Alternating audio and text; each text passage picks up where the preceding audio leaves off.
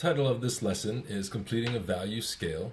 What we're going to be doing is using graphite and paper to create a range of values from light to dark and to shade some basic forms such as a cube, a sphere, and a pyramid or a cone.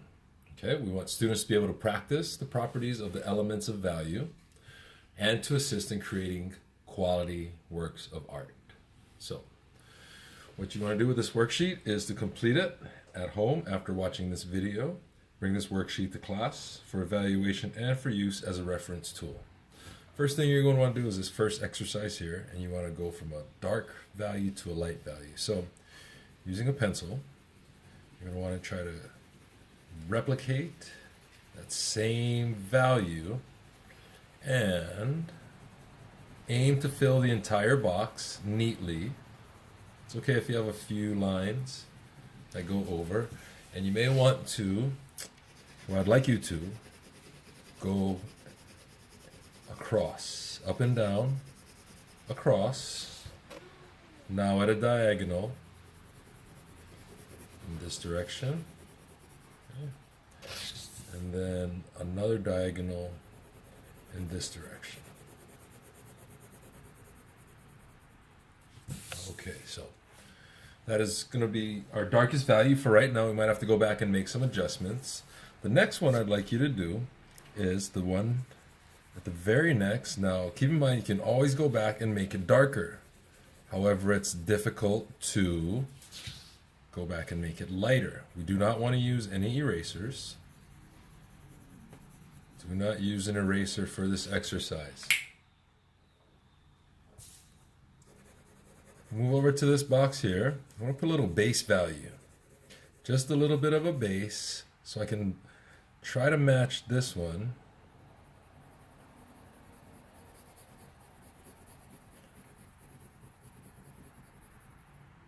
And so now I know this one definitely has to be darker. So the way that you control the darkness of your graphite is by layering and by the amount of pressure that you're going to be putting onto it with your hand. So I'm trying to be mindful to not put as much pressure as I did in my very first box.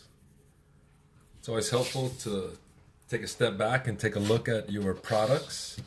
Oftentimes we're looking at them really up close. So go ahead and admire your work from afar. Okay, moving on to the next one. Okay, so I'm really close to that value. I might not touch that one anymore. But I'm going to come back and give this one a little bit more of a darkening. Each box next to it is relative to each other. So if I make this one darker and they look about the similar shade, then I'm going to have to darken this one a bit more. Right, I think I'm getting that. And I'm going to come back over in a vertical pencil motion on my very first box. Really trying to aim to fill in any areas that weren't completely filled in. So there we go. Now I'm staying true to my range. Now I got 2 more boxes to go, so with some very light pencil pressure. And I'm even spreading out the lines as I'm laying them down. Very light pressure and a little more distance between the lines. And the last one, here we go, the lightest. Barely putting anything down. So I've chosen to use a hatching type of technique, and I encourage you to do the same thing. It's where you're putting lines next to each other, and there's a pattern. So if you'd like to go back and smoothen these out, what you can do is always use a Q-tip, for example, and rub it. I advise you to not use your fingers. Your fingers have oil in them, and once you kind of press that down into the paper, they're not really going to blend very well. But if you do want to blend, use Q-tips. Okay, moving on, we're going to get to our sphere. What we want to take notice of is where the shadow is. So on this worksheet, it's already established where the shadow is. So the light source must be coming from this direction. Okay, so we'll draw an imaginary light there, and then so we know, yes, the darkest part, we're definitely knowing that our shadow is going to be down here. It's going to be lighter around the edges, but right where the base of the sphere makes contact with the tabletop or whatever surface it's on, we're going to try to really get this part to be a dark. And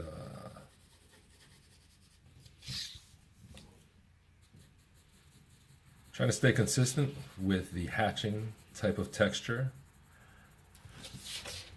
Now when you're dealing with a spherical or a rounded shape, it's advantageous to put some curved lines in there as well. That helps to convince the eye that there's some roundness to it. So I'm going to leave the shadow alone for now, and now I'm going to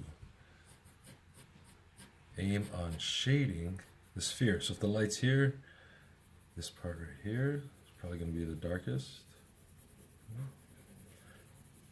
You'll notice this time I'm not lifting my pencil off of the paper. However, I'm using a circular motion. Using a circular motion to put down the value. I'm going to switch pencils here, and I've got a couple that are already sharpened, and maybe you can see the kind of texture that I'm able to get with a sharpened pencil. So keep your tools ready and in tip-top shape.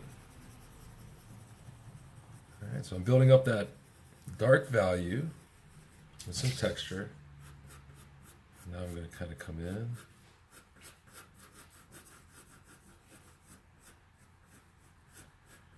And as I get closer to the light source, it's going to get lighter and lighter.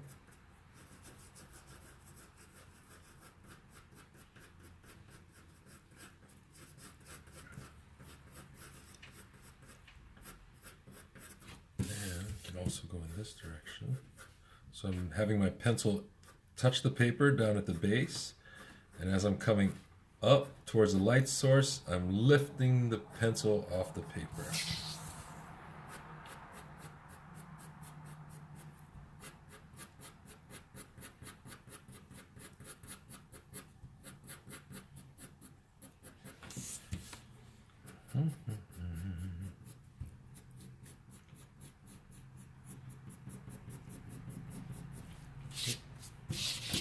So much like I built value in this top section by adding layers, I'm going to continue that process.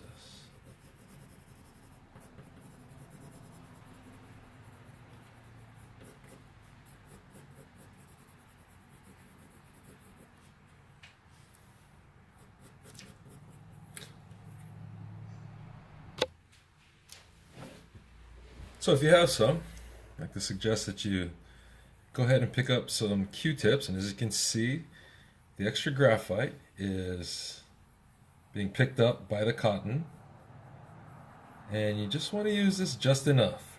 Okay? If you overuse it, you might lose some of your white areas. That may not be desirable.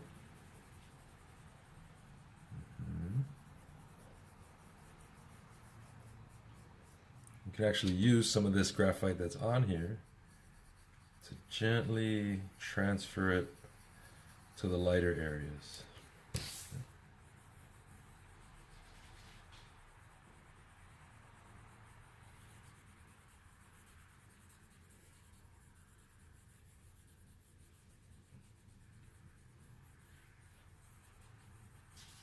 Voila. All right, so now that I have my object defined, all right, I'm going to go ahead and take away a little bit of that graphite there. And then I'm going to clean up my edges.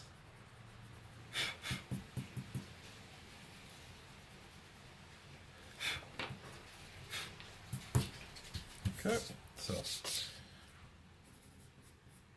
to help sell the illusion, this edge, I'm going to make that a little bit darker. And now in the shadow, as it gets closer to the base, it's going to get lighter. And that's just kind of a trick that artists will use to make it look a little bit more realistic. Filling in some value. This will be our lightest part right here.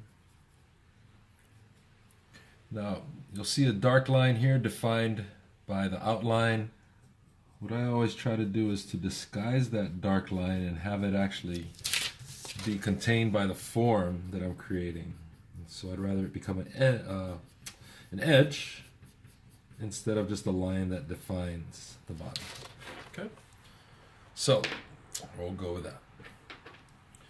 Next one, we're going to be going with our cube, same light source. So we need to think about what is going to be the side that is the farthest away from the light source. It's going to be this back side. This will probably be the darkest, and then we'll have a gradient from dark to light on these sides here. So what I feel like doing first is I'm going to put value in here on the back side. I'm going to be going in a linear motion.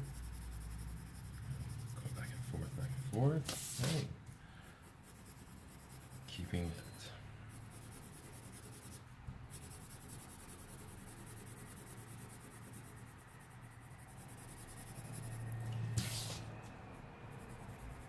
Oh, pardon me. Alright, there we go. Nice dark value. And it's okay if you have some texture there. Okay, so we still got the light source coming here. So here is the transition I'm talking about. Be dark on that edge, and it's going to get very, very light.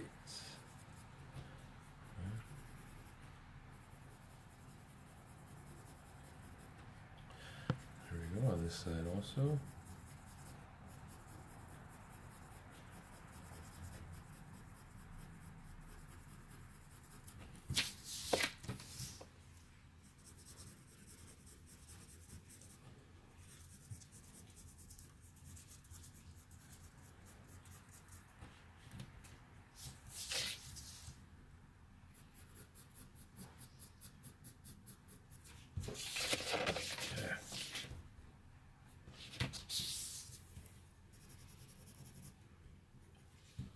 I'm really darkening this back edge of the back surface so that I don't have a heavy outline right here, but instead the contrast between light and dark helps to define what's going on. I could also do that over here, I guess. I could kind of start it there and then taper and blend. Perhaps over here as well. I don't want to get too dark. Come back in and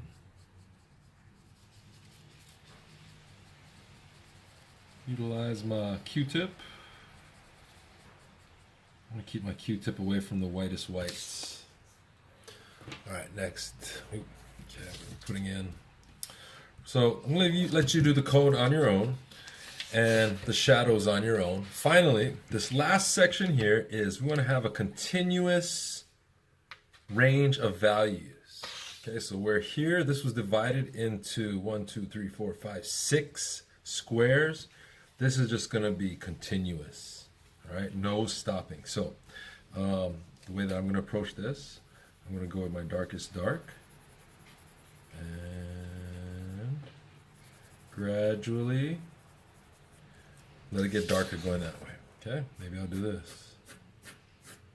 I'm going to pull that graphite towards the lighter part, and as I'm moving my pencil across the paper, I'm putting more pressure when I begin, and as I get closer to the lighter side, I'm lifting it off, lifting it off. And I'm also being aware that the pencil I'm using, it's a nice soft lead, so that's helping me move my graphite over.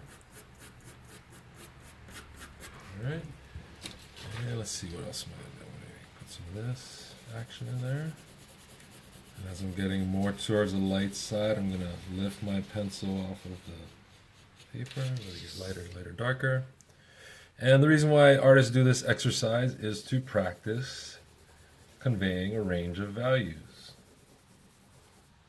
So we've got more layers here, and the lines are closer together. We have less layers going in this direction, and the lines are being spread further apart. Okay? So I look forward to seeing your finished product in class. Thank you very much.